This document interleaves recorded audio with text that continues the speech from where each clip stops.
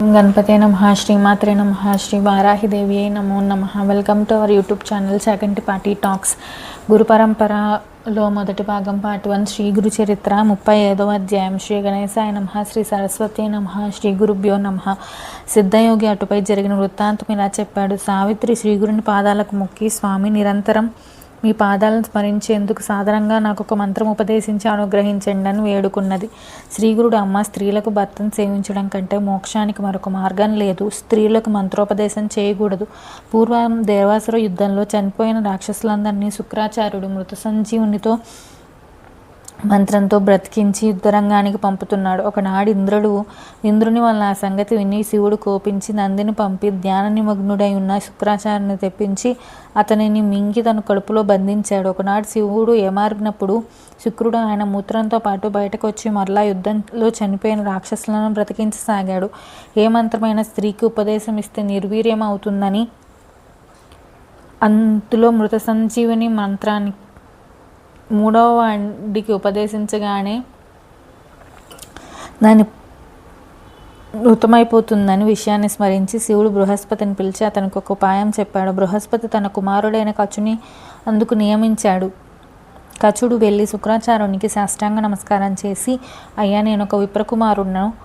అపారమైన మీ యశస్సు విని విద్యార్థినై మీ వద్దకు వచ్చాను. నన్ను స్వీకరించండి అన్నాడు. శుక్రుని కుమార్తె దేవి అని అతను చూసి మోహించి తన తండ్రిని అందుకు ఒప్పించింది. కానీ రాక్షసులు కొద్ది కాలానికే కచుడు శత్రుపక్షం వాళ్ళని తెలుసుకున్నారు కానీ శుక్రాచార్యునికి చెప్పడానికి సాహసించలేదు. ఒకనాడు కచుడు సమిధలు తేవడానికి అడవికి వెళ్ళినప్పుడు రాక్షసులు అతన్ని రహస్యంగా అక్కడే చంపేశారు. దేవయాని మొరపట్టుకొనగా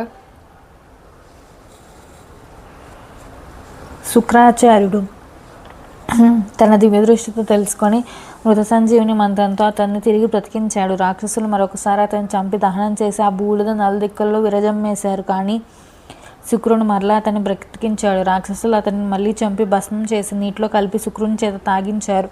ఈసారి దేవయాని మొరపెట్టుకున్నప్పుడు శుక్రాచార్యుడు తన యోగ దృష్టితో జరిగిందంతా తెలుసుకొని ఆమెతో అన్నాడు, అమ్మాయి, రాక్షసులు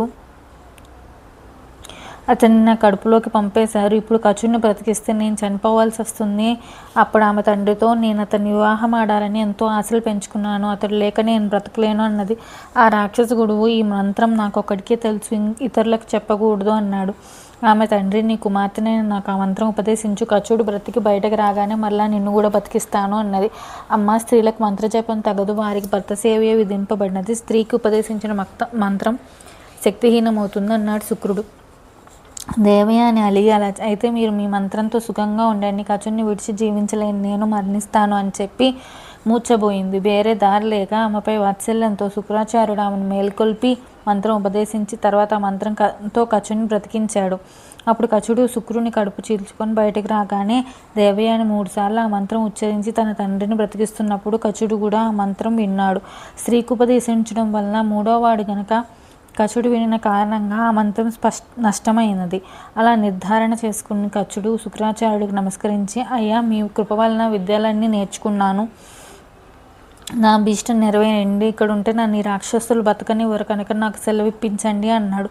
అది విని దేవయాని ఏడుస్తూ, నా తండ్రి నేను శిష్యునికి అంగీకరించేలా చేశాను. 3 సార్లు నీకు ప్రాణం ఇప్పించాను కనుక నన్ను వివాహం ఆడి నా అభీష్టం నెరవేర్చని పట్టుబట్టి కచుడు, నీవు గురుపుత్రివి కనుక నాకు సోదరివి, ప్రాణదానం చేసావు కనుక తల్లివి, నిన్ను వివాహం ఆడదలచడం మహాపాపం కనుక నన్ను వెళ్ళనివ్వు అని ప్రార్థించాడు. కానీ ఆమె కామవశే కృతజ్ఞుడ, నా సహాయంతో నీవు నేర్చిన విద్యలన్నీ మర్చిపోవుగాక అని శపించింది. కచుడు ఆమెను అసహించుకొని తనను అనవసరంగా శపించినందుకు ప్రతిశాపం ఇచ్చి వెళ్ళిపోయాడు. నాటి నుండి యుద్ధంలో దేవతల చేత చంపబడిన రాక్షసులు తిరిగి బ్రతకలేదు. ఇది తెలిసిన వారు ఎవరు స్త్రీకి మంత్రోపదేశం చేయరు కనుక సావిత్రి, నీకేదైనా వ్రతం చెప్తాను, చేసుకో అన్నారు. సావిత్రి స్వామికి నమస్కరించి, స్వామి, మీ పాదసేవకు మించిన వ్రతమేమున్నది, అయినప్పటికీ మీ ఆదేశమే నాకు వేదవాక్కు, మీకు నచ్చిన వ్రతాన్ని సెలవియ్యండి అన్నది. శ్రీగురుడు ఇలా చెప్పారు. అందరూ ఆచరించుకోవడానికి అనువైనది ఉత్తమమైన సోమవార వ్రతం. దాని వెనక సూత మహర్షి శౌనకాదిములకు ఉపదేశించాడు. సోమవారం నాడు రాత్రి మాత్రమే భోజనం చేస్తూ ఇంద్రియ నిగ్రహంతో ఉండాలి. ఈ వ్రత మహిమ తెలిపే ఐతిహాసం ఒకటి చెప్తాను.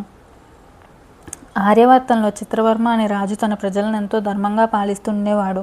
అతడి సంతానం కోసం శివుని పూజించగా ఆయన వరం వల్ల ఒక కుమార్తె జన్మించింది. ఆమెకు సీమంతిని అని పేరు పెట్టుకున్నారు. దైవజ్ఞులు ఆమె జాతకం చూసి ఆమె చిరకాలం సుమంగళిగా సుఖంగా జీవించగలదని చెప్పారు. కానీ కొంతకాలానికి ఒక జ్యోతిష్కుడు ఆమె చేయి చూసి 14వ ఏట ఆమె భర్త మరణిస్తాడని చెప్పాడు.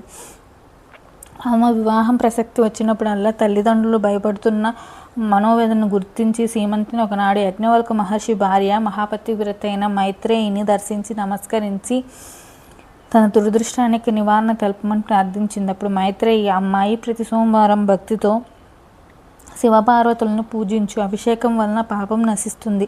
పీఠాన్ని అర్పించినందువలన సామ్రాజ్యము, గంధ పుష్పాక్షతలు సమర్పించినందువల్ల సౌభాగ్యము, ధూపం అర్పించడం వల్ల సౌగంధము, దీపం దానం వలన కాంతిమత్వము, నైవేద్యం వలన సకల భోగాలు, తాంబూల సమర్పణ వలన 4 పురుషార్థాలు చేకూరుతాయి. జపం వలన అష్టైశ్వర్యాలు, హోమం చేసినందువల్ల సిరి సంపదలు, స్తోత్రం వల్ల బహుముఖ్యమైన సమృద్ధి, విప్రులకు భోజనం పెట్టడం వల్ల సర్వదేవతా సంతృప్తి కలుగుతాయి కనుక ఆ రీతిన ఈ వ్రతాన్ని ఆచరించమని చెప్పింది. సీమంతిని ఆమెకు నమస్కరించి ఇంటికి వచ్చి ఎంతో శ్రద్ధతో ఆ వ్రతం ఆచరించింది. ఆమెకు యుక్త వయసు రాగానే ఇంద్రసేన మహిపాలుడి కుమారుడైన చంద్రాంగునిచ్చి వివాహం చేశారు. ఆ దంపతులు ఎంతో అన్యోన్యంగా జీవిస్తుండగా ఒకరోజు ఆ రాకుమారుడు జలక్రీడకని వెళ్ళి ప్రమాదవశాత్తు కాళింది నదిలో మునిగిపోయాడు. ఎందరో ఈతగాళ్ళు వెదిగినా దొరకలేదు. అది తెలిసి 14 సంవత్సరాలు నిండిన సీమంతిని ప్రాణత్యాగానికి సిద్ధమైంది. కానీ రాజు ఆమెను వారించాడు. బంధువులందరూ నది ఒడ్డుకు చేరి దుఃఖించారు. సీమంతిని తాను వ్రతమాచరించినా కూడా తన భర్తను రక్షించినందుకు పార్వతీ శివులకు మొరపెట్టుకున్నది. సహగమనం చేయడానికి సిద్ధమైంది. అప్పుడు పురోహితులు శవం కనిపించుకుంటే సహగమనం చేయకూడదని, ఇంతకు అతను మరణించాడో లేదో ఎలా నిశ్చయించగలము కనుక నీవు వేచి ఉండాలని చెప్పారు. పుత్రశేకంతో ఇంద్రసేనుడు మతిస్థితం కోల్పోగానే దాయాదులు అతని రాజ్యం అపహరించి ఆ రాజదంపతులను చెరసాల్లో పెట్టారు. చిత్రవర్మ శాస్త్రానుసారం 1 సంవత్సరం వేచి చూసి తర్వాత తన కుమార్తెకు వైధవ్యం ఇప్పించాలని నిశ్చయించుకున్నాడు. సీమంతిని మాత్రం అంత దుఃఖంలో కూడా తదేక దీక్షతో ఆ వ్రతమాచరిస్తూనే ఉన్నది. నీటమునికి చనిపోయిన చిత్రాంగదుడిని నాగకన్యలు అమృతం పోసి బ్రతికించి పాతాళలోకంలో మహోజ్వలమైన పట్టణంలో మనులతో వెలిగిపోతున్న పడగలు గల తమ రాజైన తక్షకుని దగ్గరికి తీసుకువెళ్లారు. అతనికి చంద్రాంగదుడు నమస్కరించాడు. తక్షకుడు అతని వృత్తాంతం ఎరిగి సంతోషించి సకల భోగాలు అనుభవిస్తూ తమ లోకల్లోనే ఉండిపోమని అతన్ని ఆహ్వానించాడు.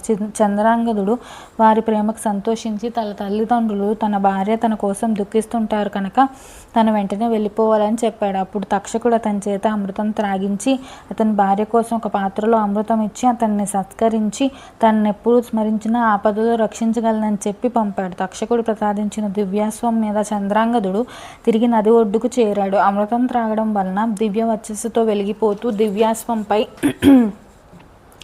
నీటి నుండి పైకి వచ్చిన చంద్రాంగదుడిని చూసి సీమంతిని ఆశ్చర్యపోయింది. ఆ రోజు సోమవారం. సీమంతిని తన పరిచారకులతో స్నానం చేయటానికి నదికి వచ్చింది. కానీ ఆమె మెడలో ఆభరణాలు, మంగళసూత్రం, నొసట కుంకుమ కనిపించక పోయేసరికి ఆమెను నిశ్చయంగా గుర్తుపట్టలేక చంద్రసేనుడు తక్షకుణ్ణి స్మరించి మారురూపం ధరించి రాజకుమార్తెను విచారించి నీ వ్రత ప్రభావం వలన 3వ నాటికి నీ భర్త తిరిగి రాగలడని ఆమెతో చెప్పి మొదట తన తల్లిదండ్రులను రక్షించడానికి వెళ్ళాడు. వారి రాజ్యం అపహరించిన దాయాదులకు తనను రక్షకుని వరం పొంది వచ్చిన సంగతి తెలుపుతూ రాజ్యం తిరిగి అప్పగించమని, లేకుంటే వారిని యుద్ధంలో శిక్షించగలనని హెచ్చరిస్తూ చంద్రాంగదుడు కబురు పంపాడు. నదిలో పడి మరణించిన చంద్రాంగదుడు తిరిగి వచ్చాడని తెలుసుకునే దాయాదులు భయపడి రాజ్యం అతనికి తిరిగి అప్పగించి క్షమాపణ చెప్పి వెళ్ళిపోయారు. చంద్రాంగుడు తాను నాగలోకంలో సౌందర్యం తిలకిస్తూ తిరిగి రావడం ఆలస్యం చేసినందుకు తాను వారు ఎంత దుఃఖించారో, ఎన్ని కష్టాలు అనుభవించారో తెలుసుకొని తల్లిదండ్రులకు క్షమాపణ చెప్పుకున్నాడు. తిరిగి తన కొడుకును రాజ్యాన్ని పొందిన అతని తల్లిదండ్రులు సంతోషించి అదంతా సీమంతిని చేసిన శివారాధన ఫలితమైనని గుర్తించి ఆమెను తీసుకొచ్చి ఎంతో వైభవంగా చంద్రాంగదుడికి పట్టాభిషేకం చేశారు. శ్రీగురుడు చెప్పింది విని దత్తుడు నమస్కరించి, స్వామి, పరమ పవిత్రము శ్రేయోదాయకమైన మీ పాదసేవ మాకు చాలదా? త్రిమూర్తి స్వరూపములైన మీ పాదస్మరణం మాలో నిరంతరం జరిగేలా మమ్మ దీవించరాదా? వేరొక వ్రతమందుకు అన్నారు. శ్రీగురుడు ఇది మా ఆజ్ఞ, ఈ వ్రతం చేస్తే కానీ మీ సేవ మాకు అందదు కనుక ఈ వ్రతం చేసుకోండి అని చెప్పి వారిని ఆశీర్వదించి పంపివేశారు. ఇంతలో తమ పుత్రుడు ఆరోగ్యంతో సుఖంగా గురుసన్నిధిలో ఉన్నాడని తెలిసిన ఘోడేనాథుడు అతని భార్య వాళ్ళని చూడటానికి అక్కడికి చేరుకున్నారు. వారు శ్రీగురుని దర్శించి జరిగిందంతా తెలుసుకొని 1000 మంది బ్రాహ్మణులకు సమారాధన చేసి కొడుకు కోడలను తీసుకొని స్వస్థానం చేరుకున్నారు. సావిత్రి దత్తాత్రేయులు శ్రీగురుడు చెప్పిన వ్రతం ఆచరించి కాలాంతరంలో పూర్ణాయువులైన కొడుకులను కన్నారు. చనిపోయిన ఒక వ్యక్తిని తిరిగి బ్రతికించి శ్రీగురుడు ఒక విధవరాలికి తిరిగి సౌభాగ్యం ప్రసాదించారన్న వార్త 4 దిక్కులకు పాకిపోయింది. 35వ అధ్యాయం సంపూర్ణం. శ్రీ దత్తాయ గురువే నమః. శ్రీ శ్రీపాద శ్రీవల్లభాయ నమః. శ్రీ నృసింహ సరస్వతి నమో నమః. Please subscribe our channel.